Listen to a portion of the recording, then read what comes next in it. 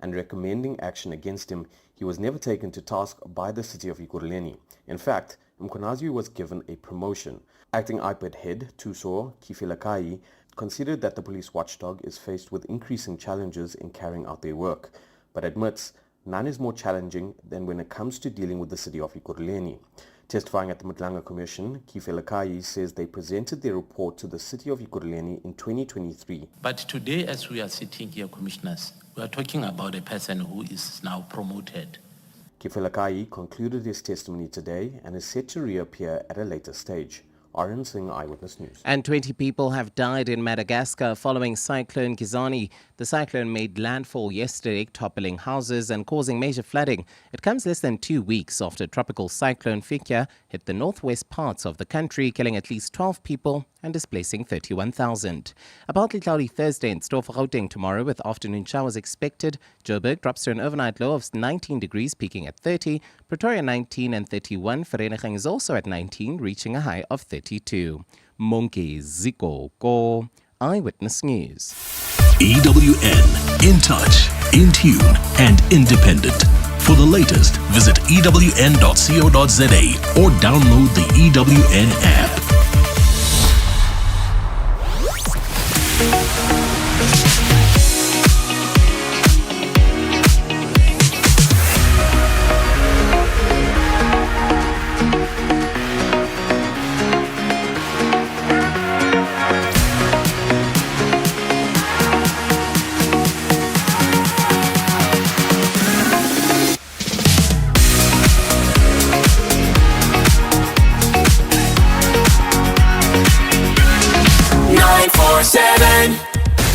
Comfort ends where Marawa Sports Worldwide begins. Kunabantu njengoba siya ku February 14 abangebathola ama gift. If it's shaking sport, we are already on it. For the first time in a long time, South Africa are cup winners in Australia. Fiji's comeback lands just a couple short. Hashtag MSW. Firstly, with the cricket, the boys off to a flyer. Great start, dominating results. And I think they started pretty well in terms of trying to win their first ever white ball title, having won the Mace, I think, last year. Yeah! Got him! It's the wicket they wanted. Missed out earlier on, but not this time. Strong opinions, strong sources, strong sport. Hi, Mr. Marawa and the team. I was left dumbfounded by the news that Mamelodi Sundowns suspended one of his long-serving technical team members after they find out that he was spying for Coach Rulani. Firstly, Coach Rulani doesn't need a spy from Mamelodi Sundowns since he knows 90% of Mamelodi Sundowns players, which to me means a fabricated news. If someone can fabricate such news, I assume that even the Ribeiro issue might have been fabricated. Hashtag MSW. No protection, no PR spin, just accountability. If you see the players they've signed, Nuno Santos, Racing, they're average players. Average players. When you sign a foreign must have something that if he comes to South Africa, we don't have. At this point in time, all these players have signed, they have just been average. They have not added absolutely anything in this team. Marawa Sports Worldwide on 947. I'm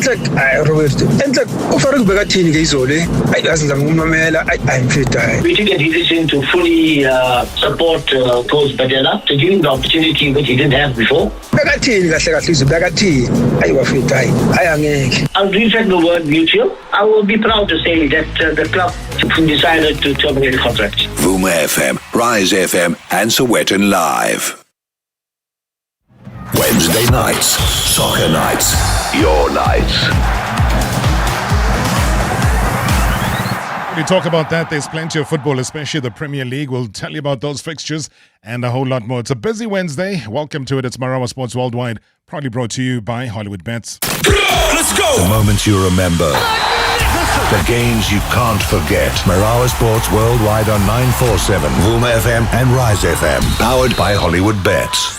Siyatumuza nje manje. Daki msakaza ngibonga. Marawa Sports Worldwide. MSW. Why? It's multicast, baba. You know the story. When excuses run out, Such behavior can only be rooted out by VAR, Rob. the truth clocks in. It's tough. It's tough. #MSW. We'll also be tracking a major victory there by the South African Football Players Union and the High Court. If you're wondering what that's about, so stay locked to the show because I don't know how many of you are watching. I mean, it's such gripping cricket early on today. South Africa surviving a dramatic scare against Afghanistan in that T20 World Cup Group D clash in Ahmedabad and eventually winning after 2 super overs. So what happened is that the Proteas looked set for victory before Kagiso Rabada's 2 no-balls in the final over, forcing the game into extra deciders. Now, reflecting afterwards, batter Ryan Rickleton, he admitted, though, that the contest was emotionally draining, saying that both teams had given literally everything in one of the most gripping and the tournament's most memorable matches. Cricket sucks. That's the number one thought, I think. Yeah, I think... Yes, it was a cracking game. I actually don't even have many words to describe. I'm just really chuffed we got over the line in the end. No, KG will give him a bit of time, but we'll get our arms around him. We'll probably get a couple of drinks down him later. And he's one of us through thick and thin, so he's always going to be there. No, I think obviously the anxiety of that. I said to Dave, he was next to me, I said, come on, 2 dots, we win this game. Wicket, and then 3 sixes in a row. You obviously set the cat among the pigeons there. So we were just standing there saying, surely not, this can't be real. But like I say, just over the moon that we managed to get over the line. Well, Rickleton also confirmed that it was coach Shukri Conrad's decision to hand Keshav Maharaj the second over, super over that was, which ultimately helped the Proteas edge past their opponents today. Why Keshav was selected? I actually was unsure. I thought KG or Marco was going to go, but it came from Shukri saying he thinks Kesh should go. And yeah, credit to where credit's due. I guess it worked. Came down to the last wire. We tried to change it up. I think bowl slow and wide and try to get them to hit over extra cover for 6 to the big boundary. That would be the thinking, which is probably the most difficult shot to do, I think. So I guess that would have been the plan. Just glad it came off. Manchester City boss Pep Guardiola says that the team cannot just solely rely on Rodri as he continues his recovery, stressing that performances must improve collectively. Guardiola admitted, though, that Rodri's absence has been felt, describing him as the only player capable of breaking defensive lines with 40, 50, 60 passes. No. 18 months behind. Rodri will be at the end of the season, next season. It will be tough. So that's why I'm asking, without him being there, do you have to find, because he controls so many games, doesn't he? He's much better, but not just belong to him. He had to improve a few things to help us to don't suffer what we suffer, but of course with Rodri, come on. Rodri break 40, 50, 60 passes. With his passes break the lines. So he's the only can do that.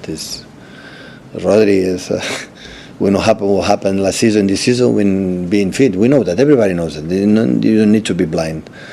But not just belong. I don't want to put responsibility on Rodri for the fight for the fact, hey, we win a drop or drop. No. I see the football for many. Well, Guardiola also says that Erling Haaland must learn to manage the weight of his own numbers and expectations after his explosive debut. He admitted, though, that it is difficult for Haaland to sustain such high standards year in and year out, and also noting that he goes 4 or 5 games without scoring. Questions inevitably do arise. Yeah, the problem Erling has to deal with his own numbers, with his expectations. It's not easy to do that for many years. So that is the challenge for him. When your expectations is 5 goals a season, you can improve. And expectations arrive here. We want the treble because he arrived and scored I don't know how many goals in the first season. The expectations are there. It looks like when he scored 4 or 5 games without playing, what happened? So, of course, he has to be fresh here, and happy and enjoyable and don't think too much if you miss a shot, next one, and because the chances always had. It's not that in the games like he didn't score, he had the chances. He take a lot of responsibility in himself. He want to help all the time. He's the way he celebrate the goal, he's a guy, he wants desperately to help the team and the club.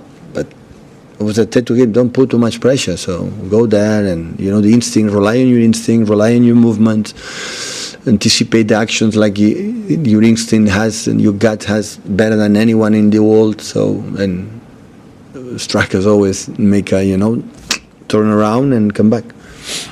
Sure, Robbie. The final word on every score. He goes for long range. Story and scandal. President of the Federation has a lot to answer for. Marawa Sports Worldwide owned the Evening Drive. Live from MSW at 5:30. 5:30 to 7 o'clock. Hey, is it a story or a scandal? That's the big question. But I can tell you that tonight, though, North London is shaking. The Tottenham Hotspur roller coaster has taken yet another dramatic twist, and this one has ended in a sacking. So Thomas Frank, as everybody has been speculating, is gone. Less than 8 months after signing a deal, though, until 2028. Less than a year after arriving to steady the ship following Ange Postecoglou's departure. So Spurs have pulled the trigger. A damaging 2-1 defeat at home to Newcastle, if you watched that game last night, proving to be the final straw. Now, Tottenham sitting 16th in the Premier League, which is just 5 points above the relegation zone, winless in 8 league matches. It's their worst run since 2008. 2 wins in their last 17 games. Now, that's 12 points from a possible 51. Yes, there were Champions League bright spots, 4th in the group, automatic qualification for the last 16. But the big question is, what's happening domestically? It's been a nightmare. Out of both of the cups as well, sliding down the table. Confidence is pretty much shattered. 7 wins, 8 draws, 11 defeats, and now another reset. But I don't know what went wrong. Difficult to figure out. Was this, though, inevitable? And who on God's green earth takes on a Spurs job that seems permanently on a knife edge? And to unpack this drama, the numbers and the mood around North London, we cross now to a man who has his finger firmly on the pulse of English football. He is from Haters TV, the YouTube channel, respected journalist and broadcaster Jerry Cox, joining us live from London as we go worldwide. Jerry, thank you so much for your time. Good evening. Good evening, Robert. Always good to speak to you. Sometimes it's these terrible stories that we have to cover, Jerry, that I have to say, please make it make sense. Was this inevitable? It certainly was. If you were watching the game last night, you were looking at the stadium, there were a lot of empty seats there. For the first time I can remember since it opened nearly 7 years ago. Fans are voting with their feet. They were singing for Maurizio Pochettino. This is Spurs fans, by the way, were singing "You're getting sacked in the morning." I think they've turned increasingly against Frank. And to be fair, it's not all his fault. There's a lot of problems at Spurs, and they go much deeper than the man in charge. But ultimately, he's the one that carries the can. There's been rumblings against the ownership for a long time, and that didn't change even when Daniel Levy left or was sacked last summer. It's still essentially the same ownership group, and the fans have started protesting about them. And obviously, when the fans start protesting against the owners usually take action, and that's sacking the manager. So, I think it was inevitable. Pressure, as I said, Jerry, that it's always so difficult when you're seeing a team playing so well in Europe, and they've been doing well in the UEFA Champions League. As I've outlined, automatic qualification. They didn't have to do much there. You would think, okay, maybe he'll get a little bit of grace. Things will come right domestically, but he's not been given that chance. So it's almost a case now of saying, well, after all that effort, I exit, and obviously the team continues. Yeah, well, I think if it was only a couple of weeks ago, they'd lost to West Ham at home, and that was a real hammer blow. No pun intended, because West Ham are one of the teams, in the relegation zone that are now looking at Spurs as a realistic team they can overtake. And in fact, if it hadn't been for that 96th minute equaliser by Seshko from Manchester United last night, then West Ham would have been 3 points behind Spurs, and Spurs have Arsenal next. So losing to them a couple of weeks ago, 3 weeks ago, was a big blow. And I think Frank was probably on the brink then, but within a few days they were playing Borussia Dortmund in the Champions League, and it was too close to actually change the manager then. And actually, Tottenham put on a very good display, beat Dortmund, who were second in the Bundesliga, and it put them in a great position. They ended up beating Frankfurt away to finish fourth in the Champions League. So, on that front, they have done well, although you would say probably Tottenham have had the easiest groups phase or the table league phase in the Champions League. They've mostly been drawn against teams that ended up in the bottom quarter of the table. So they had a pretty easy run in that, albeit they did play quite well at times.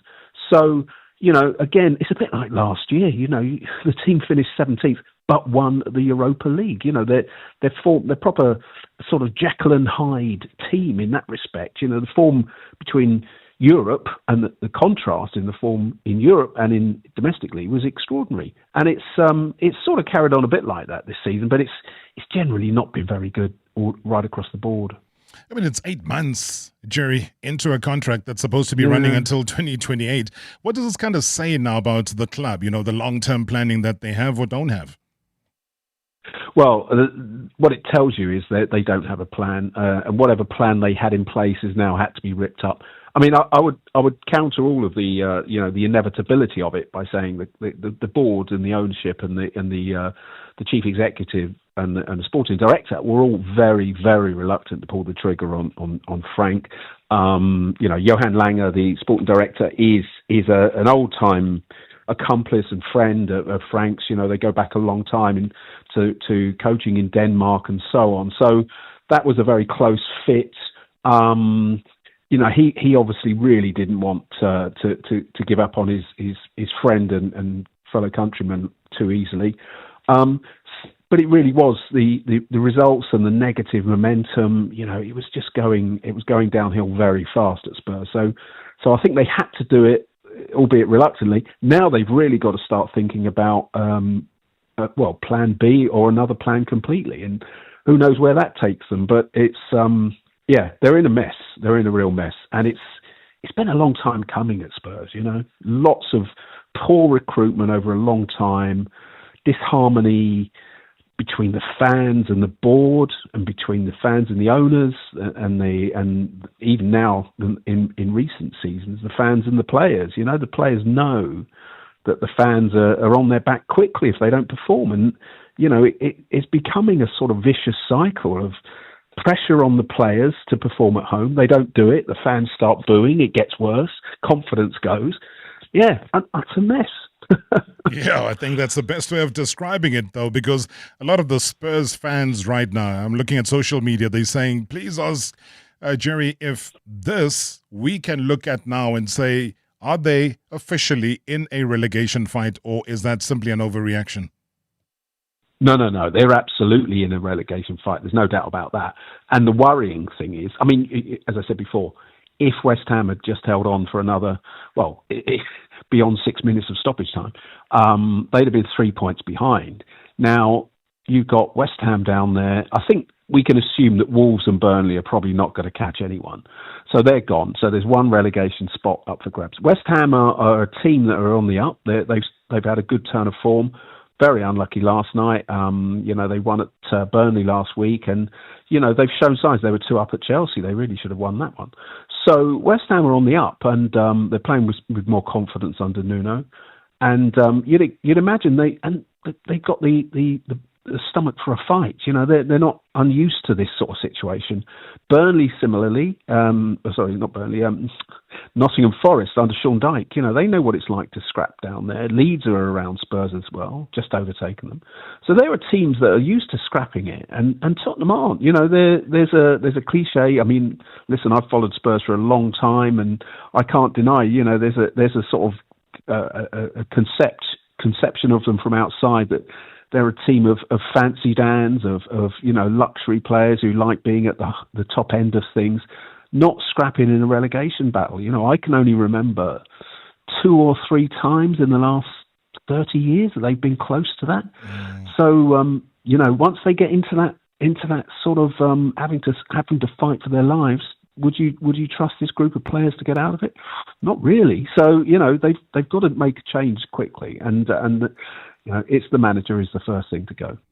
Well, talking about trust, in these few seconds that I've got, Jerry, one thing I do trust is your observation and at times your prediction in terms of who now steps into this hot seat. Well, it's interesting that Robert De Zerbi was he parted company with Marseille just yesterday. So he is a manager that was looked at before Thomas Frank was appointed. I think it was Fabio Paratici who was the previous sort of joint sporting director, now gone to Fiorentina. But he was championing De Zerbi as a manager. We all saw what he did at Brighton.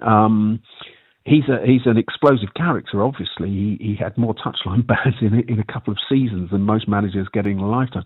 But he had a team that was playing well, and he managed to get a tune out of the players at Brighton. Could he be the man to come in? Now he's available. The long-term prospect, and I think every Tottenham fan you speak to, nearly everyone, would love to see Maurizio Pochettino back at Tottenham. Sure. He obviously, now he's got a bit of a job on his hands at the moment. He's got a fairly average USA team going into a home World Cup, and he's expected to deliver something. I mean, I don't think anyone would expect him to win it, but they've got to put on a good showing. So he's under pressure. That's his, it's got to be his full focus for the next few months. But after that, you'd expect win, lose or draw that, if they win it, who knows? But I'd imagine he'll become a free agent after the World Cup this summer. And most Spurs fans would love to see him back at the club. He's got the profile and everything to, he managed to turn a club that was in a bit of a mess in 2014 into one of the best in the country, taking them to a Champions League final and finishing runners-up more than once. He would be the fans' choice. But would, let's say, De Zerbi go in there now if he doesn't think he's going to be the first choice come the summer? I don't think he'd take an interim job. Yeah. It's a difficult one. So, do they just appoint an interim manager, hope for the bounce that, let's say, Michael Carrick has given United? I mean, they must be looking at that thinking, well, that's what happens when you get someone who just gets the club and gives them gives the players a new lease of life and gives the fans a bit of confidence in the side. A feel-good factor, if you like. Look at the transformation there. They're fourth in the table now. So I think there's an element there. They, who would come in at this point? That's the question. Who can give them that bounce? And there's no easy answers. Nah, not at all. Not at all. And I think you're right with that Michael Carrick analogy, because there could be a certain Kobe Mainoo within the Tottenham Hotspur fold to really just bring things back to life again. Jerry Cox, as always, thank you so much indeed. Do follow him on the YouTube channel. That's from Haters TV. Jerry, as always, highly appreciated. Thank you. My pleasure, Robert. Always good to speak to you. #MSW live now on 947 Vuma FM, Rise FM, and Sowetan Live at the same time. #MSW. Hello, show boy. Sure, how far are you? VSOP 3.5, Transri 5 Clipper. Getting home at 6 a.m. Yeah. I'm around the corner, boy. Hey, daughter, is that Utatako? Aye, man, are you still at home? Sorry, you are cut. Home is where it's at with Big Brother Season 6, Face-to-Face, La Liga, and so much more, including SABC 1, 2, and 3. Choose Inside with DSTV. Sign up and stand to win your share of 1 million rand in DSTV rewards coins. Offer ends 30 April. T's and C's apply. And action. Kaiga, yeah, win it, Kaiga. Kaiga, turbo. Kaiga. Voice over, please. Oh. Book a test drive today for any Renault vehicle at any Renault dealership and stand a chance to win one of Mzansi's most stylish compact SUVs, the Renault Kaiga Turbo, a certified head-turner. Test drive before 28 February to enter. T's and C's apply. Was that good? And music. Yeah, win it, Kaiga. You're not ordinary, right? So why not bet with the extraordinary? Bet on Lotto Star. Lotto Star offers world-renowned lotteries, quick games, real rush slot games, scratch card games, and live games. You could win payouts of up to 75 million rand instantly. Bet now on lottostar.co.za. Your world of live games awaits. Lotto Stars licensed by the Mpumalanga Economic Regulator. No under 18. NRGP 0800 006 008. T's and C's apply. All games are fixed odds betting events. The Checkers Extravaganza is now on. Save extra on new deals every week. Like Steakhouse Classic Beef Rib Kanya Roast for $179.99 per kilo. Coca-Cola Original Taste Less Sugar Soft Drink 2 litres, 2 for 45 Rand. And Ariel Laundry Liquid Detergent 3 litres or capsules, 14, 21 or 30 per pack. Buy any 2 and save 30%. Valid until 15 February 2026. Only at Checkers, Checkers Hyper, or shop on 6060. The Dis-Chem Better Rewards program is here, and every time you shop and save, you're also giving back. Each time you swipe, not only are you rewarded, but a percentage of your purchase is donated to the Dis-Chem Foundation to support communities in need. So why wait? Sign up to become a Better Rewards member today and support with every swipe. Dis-Chem Foundation, caring for the community. So, the love of your life always borrowing your phone for this or that, right? Yeah, let's chat. Grab a relationship-saving double deal at Chats Connect. 2 Samsung Galaxy A26s for just 479 Rand per month over 36 months on a new 1 gig Red Core top-up plan. Your phone stays yours. You save over $1,000 and you get a pair of Samsung Buds Core. Only at Chats Connect stores or chatsconnect.co.za. SA's largest independent dealer channel exclusive to Vodacom. T's and C's apply. But hurry, deal breaks up on 5 March. Previously on Marawa Sports Worldwide. Fiji v South Africa. And that is why I know he comes back tired. He probably hates me by now. But we have to say congratulations to the Springbok Sevens head coach, Philip Stayman. Philip, thank you so much. Listeners, I'll never be tired of you giving me a call after the tournament. You are good luck charms. So thank you very much. It's good to be back. I'm already lit the fire. So definitely feel back at home. These historical brides that you have that you've never invited me to, Philip, I'm starting to feel a bit left out here. So and I need to just come through uninvited and just bulldoze my way in. I think definitely next year next tour we basically set up now. The day we arrive back, we're having a braai at my house and you're invited. Love that. A lovely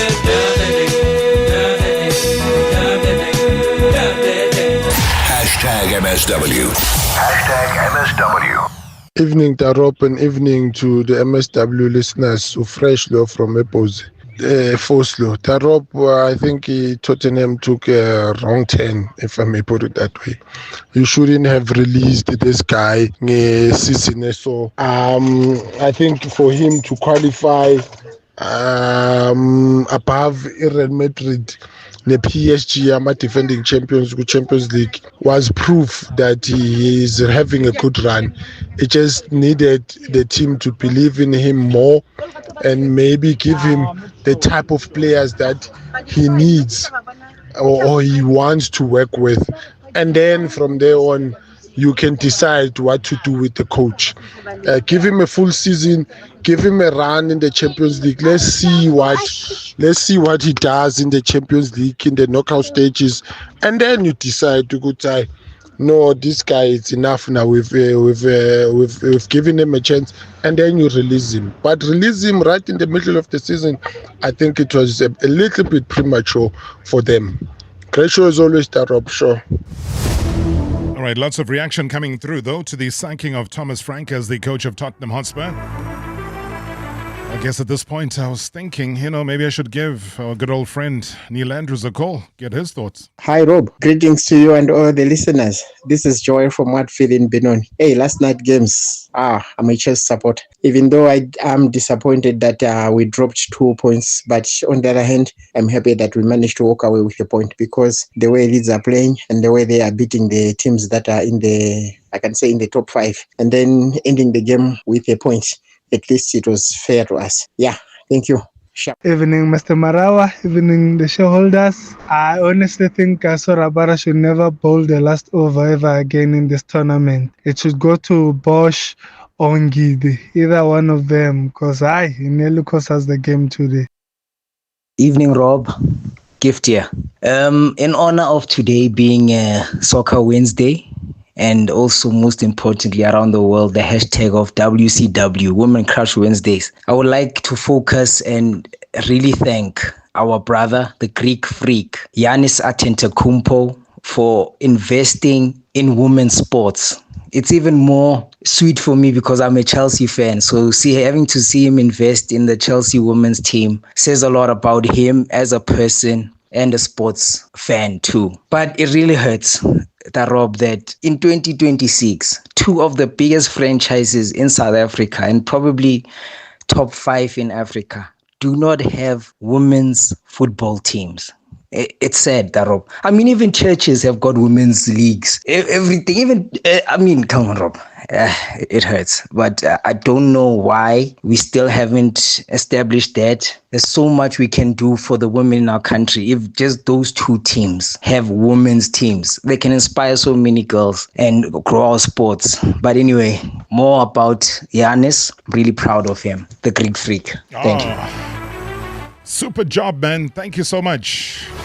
Gift for that. And I fully agree, man. There should be more women's teams. There was a stage where they were aiming for every team in the Premier Soccer League. Every team in the Bedway Premiership should have a women's team. But where are we failing? What is the problem? Because there's so many women countrywide who are able to play. You know, we need to give Desiree Ellis a headache when it comes to choosing her squad to do duty at the WAFCON. But yeah, we tend to lag. You know, we still have a league that's still very much unprofessional. But we still do well at national team level. So you can imagine if things were better, and they can. I think there's resources available if the right people go and tap into those resources. Well, it takes a lot of resources to go to court, doesn't it? And that is why for years, players have whispered in corridors, kind of waiting in silence and also watching their careers hang in the balance as appeals gathered dust. Livelihoods were also pushed to the brink. Contracts were being breached. Salaries went unpaid. Futures pretty much uncertain. And that is why today the High Court has spoken. It's a historic and groundbreaking judgment, South Africa. The South African Football Players Union has won a decisive legal battle against the South African Football Association. And with the court declaring the failure to act on players' appeals unlawful. So what's the message here? In football, justice delayed is justice denied. And that denial will not stand. So the court has now ordered SAFA to appoint approved arbitrators within 10 days. 10 days. We'll start counting from today. When is 10 days, guys? And ensure that hearings are scheduled within 5 days thereafter, and thereby restoring access to justice for 11 professional players whose careers were left in limbo. And this is more than just a ruling. I mean, it's a statement. I looked at it. It's accountability. It's a turning point for players' rights in South African football. And that is why joining us is the man at the center of this massive shift, the Secretary General of SAFPU, a key figure in this fight, a man that I know when he fights, he does not give up. I think he has the same name of another gentleman down in Durban with the surname of Mkwanazi, but here his name is Nhlanhla Shabalala. Shabalala, good evening.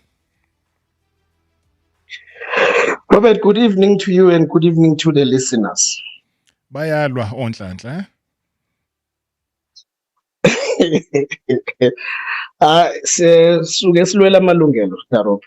Without us being the shield to the players, they will be found in no man's land. So we have to uphold the rights and make those who must be accountable account. Yeah, no, absolutely. And how significant is this ruling, though, in the broader context of player rights in South African football?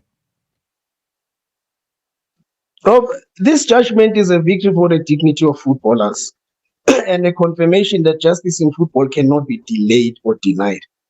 And it sends a strong and a clear message that football institutions must act lawfully and responsibly. And that's where it is. Nobody cannot account. Everybody will account for something. Now, for those who were not able to read, because I got this pretty much as I was driving to the studio, what exactly did the High Court find to be unlawful in SAFA's conduct? The case that we filed to the High Court was on the basis of denial of justice to the players, Robert. And we filed this on the basis that if the SAFA tribunal fails to set the matters down, the players suffer where they sit with the long-awaited verdicts. I mean, some of the cases have been staggering and gathering dust, as you say, for 9 years. Others, it's 4 years, it's 3 years. It's a growing concern, and SAFA is not acting on that basis. So it means players are hanging and they don't know what has to happen and they don't have justice. So there's no closure on these matters. And an institution like SAFA, which is a custodian of football in the country, the last leg in the legal battle is because the first phase becomes the National Dispute Resolution Chamber. When it goes there and it parks, it simply means that players have nowhere to go, and that cannot be correct because SAFA has a responsibility to ensure that justice is accessed speedily and effectively, for the well-being of the players, because football is played by seasonal workers. We rely on contracts, and we can't sit and wait for 4 years for our matters to be resolved. This is against this principle of fair play, the spirit, of protecting the players. Because in the past, that's why football matters don't go to the labor court or ECCMA, because that's where you wait for 4 years, 5 years, and it doesn't really work in line with the livelihood of the players because it's a very short-term career. Hence, justice must be brought in a different way in the football tribunals. And that is what we are demanding, and that's what we have won today. And when you look at impact, one would ask the question here in Nhlanhla as to what sort of impact did these delays have on the 11 affected players? This impact, it has impacted their livelihoods, Rob, because when you have a case and you believe rightfully so that you were unfairly terminated, remember some of the players were unfairly terminated at their clubs. This is basically the issue of the contractual breaches. Now, at that point, you are unemployed. And if the matter is not really dealt with by SAFA, sometimes it holds players at the hostage because we also factor in the issue of clearances with some of the players. And just to go out of context a bit, we had a big struggle on the issue of Mervin Bochi, where he brought the matter to SAFA. We won the matter at the DRC level. Cape Town Spurs appealed to SAFA. And the matter sat since September until just about 2 weeks ago, when we had to settle and mediate over the matter because Mervin could not play professional football. He could not earn a living because his matter was hanging at SAFA, and he could not obtain a clearance to go and work elsewhere and pursue his career. So that is in nature what we are dealing with in terms of this. And in terms of the financial aspect, it simply means what you fought for, you must wait for 4 or 5 years before you actually get justice. But there is a danger because at that point, you might have lost everything that you would have built. So even if you get the justice, that justice will not taste sweet. Sure. I think you put it well, because just last week we had Umakaringe here in studio. I mean, he talked about something as basic as having done national duty, for the national South African football team, and yet they've come back. It's almost, over 2 months now. They still haven't been paid by SAFA. So we know that there's already existing system failures there within the South African Football Association. But in this case, I mean, what mechanisms, Nhlanhla, failed within SAFA that led to this prolonged inaction? Tarob, as it is public knowledge, SAFA is also declared to a certain extent in their own words to say that they are facing financial challenges at some point. Now, there's an issue with the arbitrators. I think first we must check what happened and where it went wrong. SAFA moved against the spirit of the collective bargaining agreement that was signed between SAFA and the PSL and SAFA as a party in relation to the tribunal, arbitration in terms of arbitrating on the matters. Now, because the legal fees were owed to senior counsels who were agreed, we had to agree on a number of panelists that will adjudicate on the matters when it goes to the SAFA level. And it started where they amended the conditions unilaterally without consulting SAFA or the Premier Soccer League, and appointed senior counsels that were not agreed on that process. So I think it's junior counsels that were appointed so that they can save cost into that. And that makes the whole process wrong because they've altered the arrangements that are contained within the contract. And that is the complaint that we're going on about, to say that we might find ourselves dragging each other on legal battles because if the appointed arbitrators are not the ones that are going to adjudicate on the matters. If I lose my matter because SAFA unilaterally appointed a junior counsel, I stand a chance to appeal and take the matter in different bodies and challenge that ruling. So it makes the legal battles long, and it just messes up the whole process that has been agreed. So with that said, now there was a struggle because it would seem any senior counsel that they would appoint, they were refusing to work because they were owed so much money. Some of them would even work on the cases, but when they need to really release the judgment, they would hold the judgment hostage until they are paid their money. And SAFA was unable to pay the money. So then some players are sitting with judgments that are with the senior counsels that have not been released. And that is not realized. That is crazy. But Nhlanhla, please stay on the line. When I come back from the break, we always worry because SAFA likes to ignore certain things that they are supposed to do. So I want to find out from Nhlanhla, is that if they ignore this judgment and this ruling, what are the repercussions? #MSW live now on 947 Vuma FM, Rise FM, and Sowetan Live at the same time. #MSW. This is what value sounds like. It's only natural to crave real flavor. That's why Burger King brings you the stacked King value meals. 3 bigger flame-grilled beef or chicken burgers, each served with fries and a drink of your choice. Now with a fluffier bun. Big on size, big on flavor, big on value. Get it for just $59.90 on the BK app. Burger King, flame-grilled perfection. When it comes to medical aid, we often only hear the bad news. Another bill! But at BestMed, we're about the good news. The relief in finding the right medication. The joy when that weird pain stops. Yippee! And the smile that comes with getting good news. This year, BestMed is bringing you one of the lowest contribution increases among South Africa's top medical schemes. BestMed, personally yours. Visit bestmed.co.za. BestMed Medical Scheme is an authorized FSP. Wait, BioPlus has energy drinks? And get this, they're giving you a chance to drive away in a brand new Suzuki Jimny. Plus, grab your share of 100,000 Rand in instant prizes. Every can brings you closer to winning. Whether you're beach-bound or road tripping with your crew, BioPlus energy drinks give you the energy to own your plus. Sip, enter, win. Own your plus and make your summer epic with BioPlus energy drinks. T's and C's apply. Listen up, corporates. Wrap up your tax year on a meaningful note by donating to DKMS. Your support assists in fighting life-threatening blood cancers by enabling DKMS to recruit more potential donors, as well as raising patients' chances of finding a match. And there's an added advantage. Enjoy the benefits of a Section 18A tax certificate, which grants your company a well-deserved rebate. Be a force for good this tax season by giving those in need a new lease on life.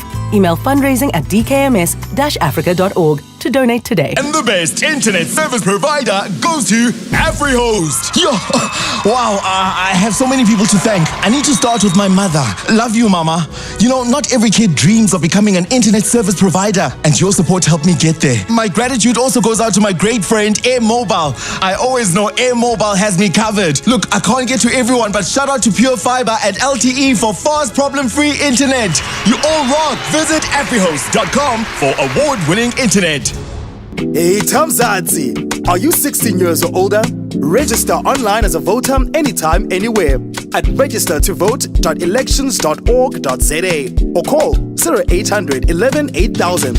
It's safe, quick, and easy. To register, you must be a South African citizen, 16 years or older, and have a smart ID card, a green ID book, or temporary ID certificate. Your vote is your voice. IEC, ensuring free and fair elections. Previously on Marawa Sports Worldwide.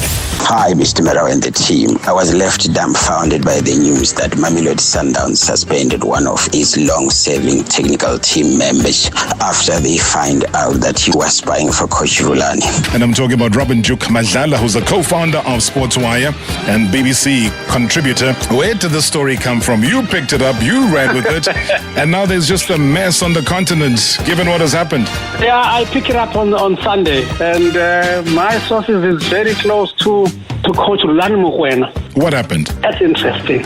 that he heard that Marawa has been suspended by Sundowns, and apparently they've taken all his gadgets. They are doing an investigation, so hence there is a suspension right now. So they are saying he's leaking information to Rulani Mokoena about this Sundowns team under Miguel Cardoso. So the stakes are massively very high here. In your face. All the time they want to take your place. #MSW. #MSW. Robert, as for me, it doesn't matter who my mighty Orlando Pirates draws today for the last 16 of the Nedbank Cup. I know many of the 15 other opponents are yearning to avoid Mighty Bucks.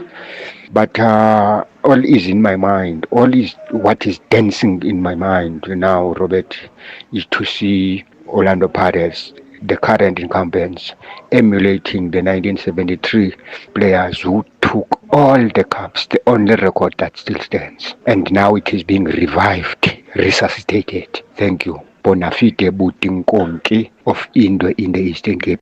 Good to have you back on the radio, Putinkonki. Good to hear your views. Yeah, we're just minutes away from that Nedbank Cup. Joe will keep monitoring that for you. Mina, what breaks my heart the most is Ama injury to his best players. His best players are injured. Sometimes these owners, his best players are injured. I don't know. And Tottenham was not playing that bad, guys. The Cockerels. Oh no. Good evening, brother. Great show as always, Baba. This is a hard one to swallow. I think Frank is a great coach. We saw what he did at Brentford. I just think the Champions League and the Premier League was just too much. He didn't have the players for both tournaments or the players for their demand, I mean, look at Man United. They're not playing in Europe, but you can see they're picking up form because they're playing less games. So I think it was a wrong move to pull the trigger right now. I think we should have given him time, get into the summer, get players, and then we take it from there. Firing coaches after 6-8 months, it doesn't make sense. It's a waste of money. I mean, that's a great coach. It's a coach for the future, but I guess they have money to play with. Thank you very much, Mr. Marawa. SK. Yeah, SK, I think that's a great analysis, though. I loved him when he was coaching at Brentford. Really good coach. I just think there are things that are happening at Tottenham that are not coach-related. He is a brilliant coach, but yeah, I suppose the lifespan of a coach. I mean, you look at a John Maduka. There were cards today, just before we went on air, coming through from his club, Makesi, and they were saying thank you. Thank you for the service. I guess it's another one of those amicably parted ways situations. Hi, Mr. Marawa and the team. I'm not a Kaizer Chiefs supporter, but I was impressed by its marketing department because its Culling Black Label sponsorship is more clearer than the Orlando Pirates with Amstel, because the Orlando Pirates one, they just remove a common noun like a stadium and call that one rebranding. That is not rebranding, Mr. Marawa. You cannot rebrand a common noun like a stadium. So the Kaizer Chiefs sponsorship with Culling Black Label, it was a marketing genius, Mr. Marawa. David in Parkwood. David, thank you so much indeed. You can't rebrand a noun. I think we need to dig a little bit deeper in terms of that. I know we had spoken about the Orlando Amstel Arena. There's a lot more that lies beneath all of that change.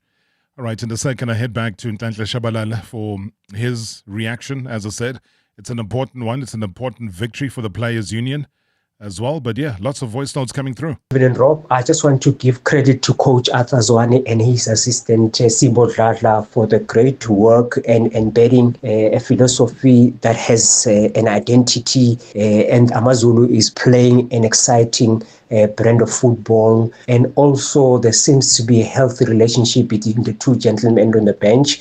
I might be wrong, but from what I'm seeing, even yesterday when Polokwane City were one man down, you could see both coaches interchangeably assisting and ensuring that the team sticks to their game model. And this is encouraging in our football to see our local coaches working closer together in this manner. Thank you so much, Tabogo. Good evening, Mr. Rob. It's Sulfalang here, and good evening to the MSW Shoulders. And good evening to Umshwengu Mtlanhla Shabalala. Wow, this is a big victory. Kudos to Southpool for continuing to put, player grievances out there first. I think this is more of a message to SAFA and to, the other leagues as well that are under the mother body, that when it comes to player grievances, they should not be put on the back burner. They should be of priority. And I think this is the start of good things to come. I do expect more victories in that end. And I also do expect the fact that SAFPU be taken seriously, and all players as well should be part and parcel of a body that can fight for their rights. So I'm very, very happy, and may we see many, many more. Great show as always. Thanks. All right, positive calls that are coming through there with the victory of the South African Football Players Union. Their Secretary General Ntlantla Shabalala is chatting to me about this breaking news story and giving us the breakdown of what it means. So I think as we're heading into the break, I did pose my little concern, Ntlantla, regarding SAFA and their ability to ignore certain things and certain rulings. And how confident are you, though, that SAFA will comply, though, within the court's deadlines?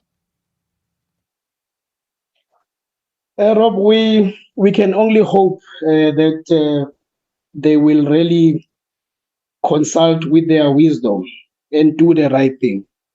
Because the judgment is not about confrontation. This is about the accountability and lawful conduct.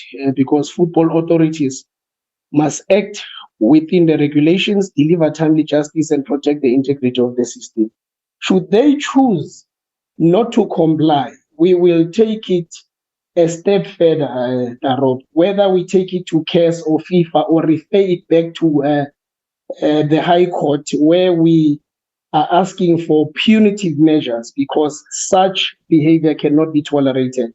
We now have a system that has been created by SAFA, whether it's by default or design, where when clubs breach contracts of players are threatened by SAFA. And by that I mean, you have some club owners telling the players that you can take your case to SAFA, you will win it at the NTRC, but we will appeal and you will stay for years without anything happening. So there is a sleeping place. That is what our federation, that must protect and uphold the integrity of the game, is labeled at. And this is not the way that things should go. We are actually protecting the brand credibility of SAFA by taking the action that we have taken. We are ready, Robert, to go wherever necessary. We will not stop. Was there an indication that they would appeal? No, there wasn't. They would have tried on the day because they were delayed also in sending the rightful things, as I understand, but that did not stand. I think they know they are guilty themselves, and I'm not too sure whether they are defeated or this is a point where they take it as a turning point to say, maybe let us allow this and comply, but we cannot assume things that have not already happened. So we will see what then happens in the next couple of weeks, because 10 days is a very short period of time. Yeah, exactly. I was going to say that it's a short time, and especially when you have to consider, and I'm sure it's one of the things that you, as well as the rest of your members, are starting to think about, what consequences could SAFA face if they fail to implement the order?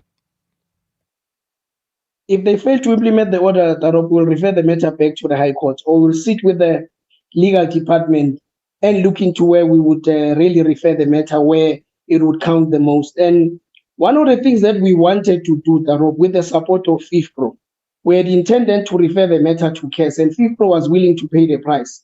And if you remember, to refer matters at CAS per individual, it costs about 500,000 rands to refer your matter. And FIFPro, because we don't take issues of justice very lightly, this is the money that they availed and said we must pursue that. But because of the laws and the internal processes that we had to respect, that is why we took the High Court route. But if this fails and it does not give us the justice we want, we will then take it to CAS, and SAFA will have to pay and bear costs on all the issues that come, and indeed set the matters down. It can even go to a point where we must sue them also for the damages in relation to what the players have lost during this period of time. You've said SAFA is just as good as bankrupt. So even if you sue them, where are you going to get the money from?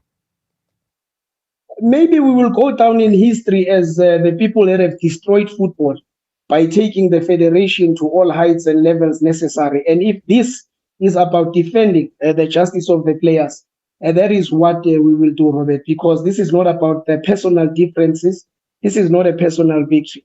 This case is about the future of the football justice system, and that's where it is. It's not just about the 11 players. The ruling protects every footballer in the country, because then from here onwards, what we want to ensure is that every case that is appealed at SAFA, it is treated with respect and it is set speedily so that justice can be served to the players as expeditiously as possible, so that they can then continue and pursue their careers. Because some of these situations force players to retirement. Some of these situations, they really demoralize the players in playing and loving the game that is football. And this is what we know and what we have and what we've given our hearts and dedication to. It must respect us back.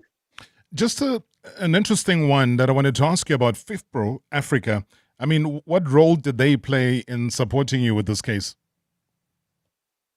They played a very big role, Taro, because if you remember, the FIFPro Global, which is the mother body, is governing global unions, and FIFPro Africa becomes a sub-body of FIFPro. So in matters of this nature, especially in Africa, they had a keen interest into this. They contributed their submissions through the Secretary General of FIFPro Africa, Ukhosana Masasing, as well as Desmond Maringwa, the Vice President of FIFPro Africa. They've been involved. So this victory is not just about South Africa, SAFPO, or just the players that are in South Africa. It's for Africa as a whole, because it also demonstrates and sets the record throughout the African continent that player justice must be respected. Contractual respect is something that must be upheld without any reservations or submissions that will be taken. It's a no, and we stand firm in terms of that, and we are united in that movement. And Rob and Ntanta Shabalala, firstly, just want to compliment the Players Union for the incredible work that you guys are doing in advocating and fighting for the rights of the players. And also this court ruling is also important in ensuring that arbitration matters are settled fairly.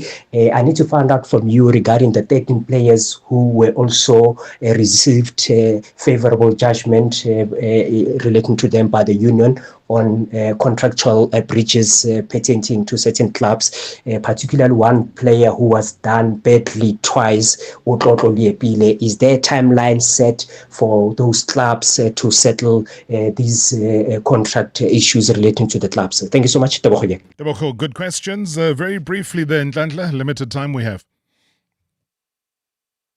Yes, Rob, we had cases of the players, the breach of contracts. 5 were at Kruger, the likes of Josh Manulega, Tabiso Mpame, Tsepo Mamabulo, and the likes. And they were not paid their monies. They brought the matter. We took it to the DRC and we've won it. On Tlotlo Liepile, it was also the issue of Upington City. With they breached the settlement agreement. They didn't honor that. And that's the matter that we've also dealt with. Then moving on to the other 7, there are players that are at Leicesterford City who the club has struggled to pay salaries for the last couple of months. I mean, in January, we also wrote a very strong letter to the team where we copied the Premier Soccer League, just showing them that there is a danger in football, Rob, which is what I said, that we don't want to go down in history as people who have destroyed football. But the danger the team runs is that all these players can accept repudiation if they are owed a salary more than 2 months, terminate their contracts with just cause, and claim the balance of their contracts. Now it means we will tap into the coffers, take $1 million, 2 or 3, and we know the situation at MFC. But that's exactly where we are. We have secured the settlement agreements for the 7 players, but there are latest developments in relation to that, as LCFC now is ducking and diving when they have to make payments. And this means that we will take a legal course and ensure that they really attend to this matter and honor it as per the agreements. Well, massive victory indeed. And Ntantla, keep up the great work, man. Thank you so much for great articulation on the outcome. Thank you very much, Rob, and thank you to the listeners. Bless. That's SAFPU's Secretary General, Ntantla Shabalala, giving us a breakdown of what happened in court. A High Court judgment ruling in their favor against the South African Football Association.